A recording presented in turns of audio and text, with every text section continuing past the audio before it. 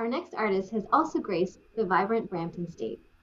She is a singer-songwriter-guitarist from Amherst, Nova Scotia, and has been performing for audiences in Nova Scotia and New Brunswick and the Greater Toronto Area for many years now. She is an indie artist with music in several genres including pop, rock, jazz, blues, and folk. In May 2018, she co-wrote her first original song with Canadian singer-songwriter Rocky Ripley, entitled "Came Back to You," which was also recorded and produced by Rocky. In October 2019, she released her original song "Fisher's Field," which was recorded and produced by Juno Award-winning Canadian composer, record producer, and musician Norman, and most recently recorded her new song "Clarity" this past summer at the Groove Factory in Amherst, Nova Scotia. Please welcome Michelle Marie LeBlanc. Hey, Michelle. Hi, Arlene. How are you? I'm great. How are you doing today? I'm great, thank you. Thanks for having me. No problem. So I'm excited to chat with you about your music. And before we start, could you tell us where you're from and how you started your artist journey? I'm from Amherst. I grew up here my whole life. I've lived here my entire life, actually.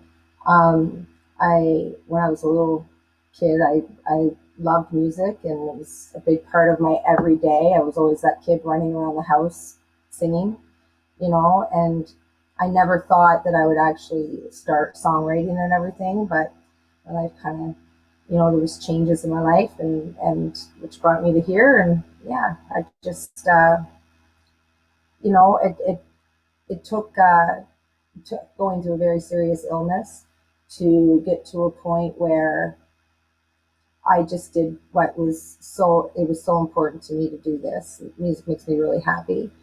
And I didn't want to waste time anymore, on the music thing. I wanted to get going on it because life is so short. And, and finally, like, it took almost, you know, losing my life to cancer to realize that, you know, I, every second counts. Every second counts. It really does. And it just gave me the guts to do it because I was always too scared. I was that kid in school that wouldn't do a speech in front of class, actually. And now ever since I recovered from my cancer, I just said, the heck with it. I'm going to do it. Wow. It's kind of Yeah. an inspiring story. And I'm sure a lot of people can relate to it or at least be inspired by you to Mhm. also create. I Um, was 32 at the time when I oh, was sick. wow. Yeah, yeah. I just had a baby, and 4 months later, I couldn't walk. And I found out I had stage 4 non-Hodgkin's lymphoma.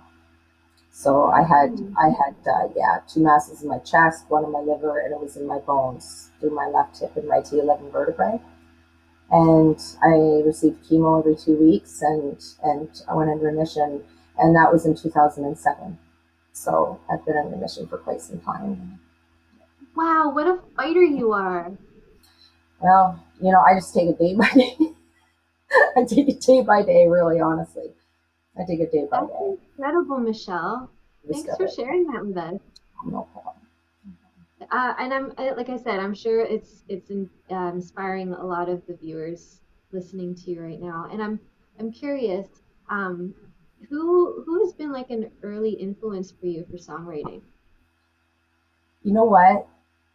I loved and still do Anne Marie.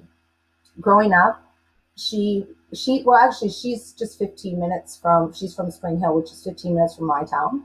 Hmm. And she spends her summers, like, she has a home in Pugwash, and that's just not far from where I live either, the other way. And my mom always had her records in the house, and I literally sang these records on a daily basis. I might have drove my brother crazy because I just never stopped playing these records and singing them. And in the shower, I would sing them to the kids I babysat, to my children at bedtime to put them to sleep. I would sing them, and you wouldn't get it to the end of the song, and they conquered out. They just loved it. I love Anne Marie. I love Anne Marie. She was definitely one of my early influences for sure. I definitely had quite a few. I listened to a lot of ABBA. I loved ABBA when I was a kid. I really loved ABBA. I liked, like, Saturday Night Fever and Bee Gees and Grease. I was running around singing the Grease album all the time. It was, I love that kind of stuff. That's But awesome. yeah, it was always, and Elvis actually was a big influence too, because my dad listened to a lot of Elvis, and we had a lot of Elvis records and stuff, and you know. And as I got into my teen years, a lot of Platinum Blonde. I listened to a lot of I would, they were my favorite actually. Like as a teenager, they were my favorite band, and well, they still are. They're still very up there in my favorite bands. I love their That's music. incredible. That's Mm, awesome. yeah. So, Michelle, I know that they're your influences. Like, were they influences for you to start writing, or have they influenced your style of writing? Well, I think maybe a little bit. Like, I think Anne Murray's uh, probably influenced me that way. I have a feeling she's influenced me that way. Never really, um, I think that Stevie Nicks is another one that influences me, like as a songwriter for sure. And um, you know, I don't know. I think that Anne Murray was probably the biggest influence on me. I love her. I just love Anne Murray. I do. I can't say enough good about her. She's great. Well, that's great. Lying on my bed, we got it to the end. You and me in the red. I'm waiting in my bed. Well, where do Yeah. you find your inspiration to write music? Well, I get it from my family. I get it from my friends. I get it from other Mhm. artists. Other artists inspire me a lot. Um, I have two beautiful daughters, and they inspire me every day. They really do. Um, and I oftentimes like I'll get stories like in my head from that, like they might be something that a friend's going through, and or something that even I've gone through. Like, there's certain things that in my life have inspired me to write. I write about certain things. Some good, some bad, but that's okay. That's I Some of the best stuff comes out of the bad stuff. So 100%. Yeah, yeah, definitely. I'm, yeah, I'm okay with that. Hmm. So, Michelle, were you able to stay inspired to create during the last 2 years of the pandemic? You know what? I found myself probably most creative during that time. I did, yeah. It I think it was because I wasn't because I do a fair amount of shows, right? And I have other responsibilities and things too um, that I have. So I guess I basically that during that time I wasn't doing the shows, so I was mentally free for a little bit to just be in that creative space. Sometimes you're so tired from running around, and you're doing your shows and everything, and you forget to stop and just take the time to be creative. And there were a few things that lit the fire under my butt, and actually one of them was the Brampton Fest. That didn't it got I there was this I wanted to write another song for that, specifically for that event. And and actually that was the very last, like I wrote that at the last minute. But I was, you never know when this stuff is going to come to you, and sometimes it is right at the last minute. But as long as it comes, that's the main thing, right? But I mean, you just don't know when this stuff is going to come to you. But I felt that during the last couple of years, and I will say too, working with other people, like when I was up in Ontario, working with Norman Ornstein, and I've done things, Chris Parley. I've done things with a lot of people up there, like and played music with a lot of people up there, and they inspired me to be better.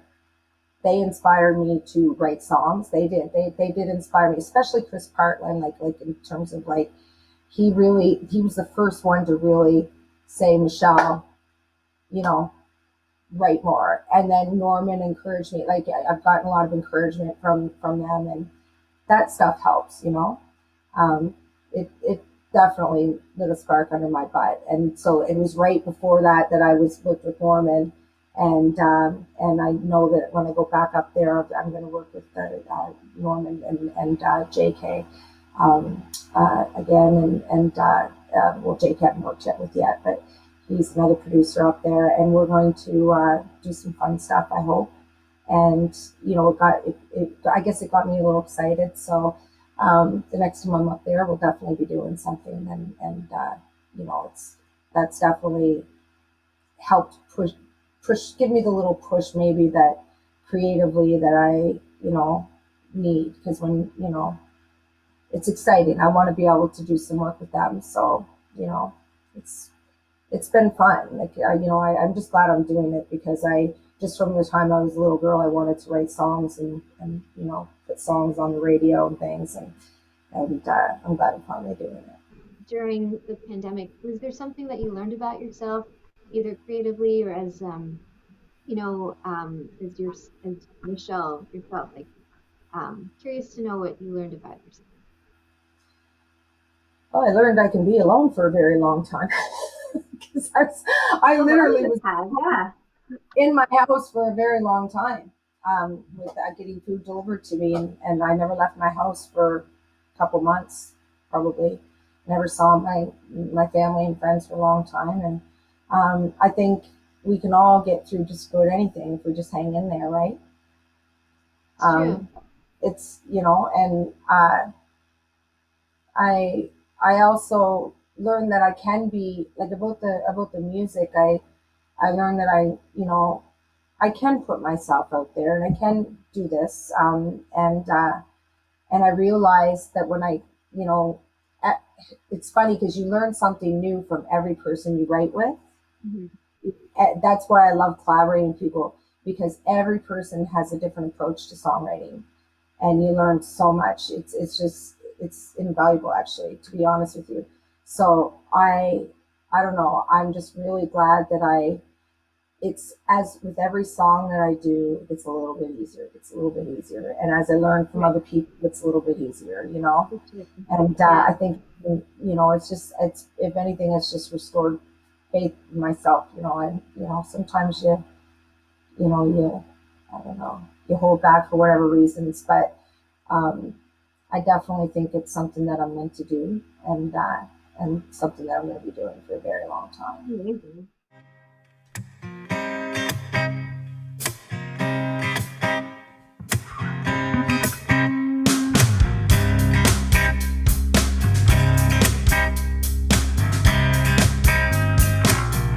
I'm lying on my bed. Thoughts of you go through my head. All the things I've said. I want you in my bed. Saying like, with collaborating with people, you learn different things from other individuals. Do you have a specific creative process that you've kind of kept throughout your career, or has it changed, or is there something that you have to do this?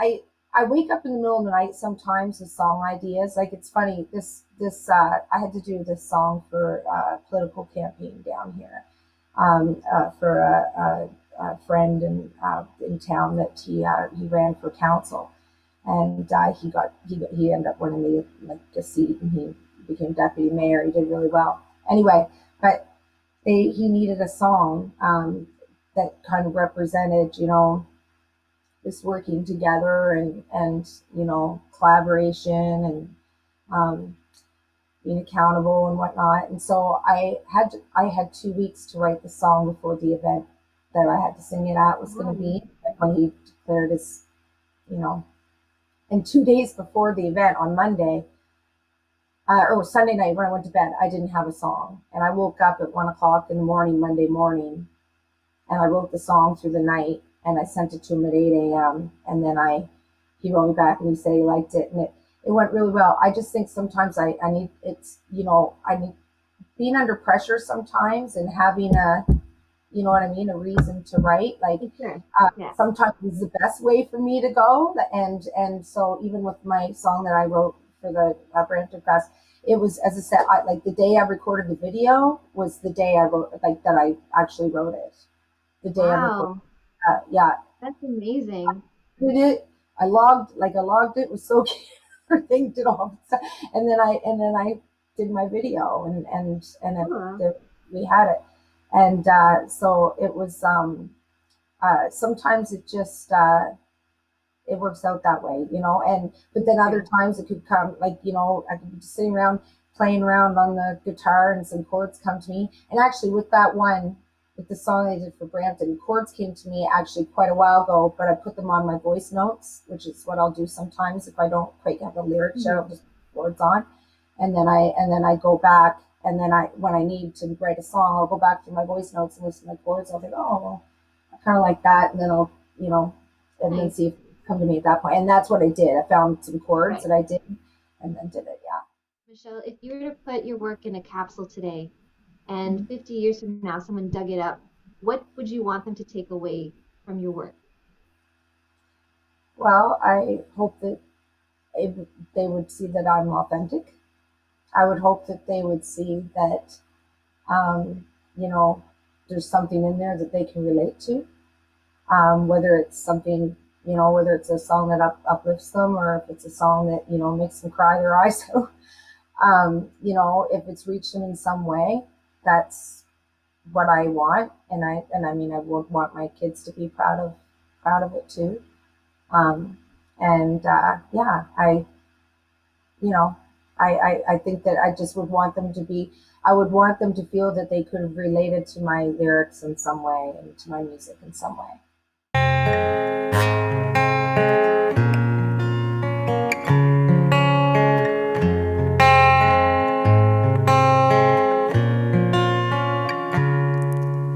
I saw you standing in the dark, right beside my beat up car. You said you needed to see me. Do you even know why you're here? How do you want your life to appear? What reflection do you see? Find a place to sleep tonight, if only for a few hours. Maybe you'll find your clarity.